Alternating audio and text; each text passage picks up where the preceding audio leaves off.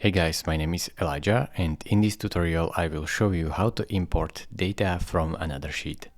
So we want to import this data to this blank sheet.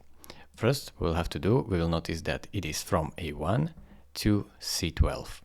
That's important. Now you copy this URL, press Command C or Control C if you are on Windows.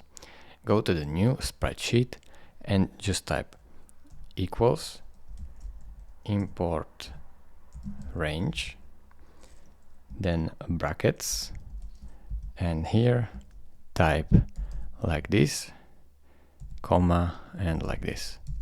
Now here you will paste the URL, so simply press Command V or Control V if you're on Windows, and here between these two you will simply give the range.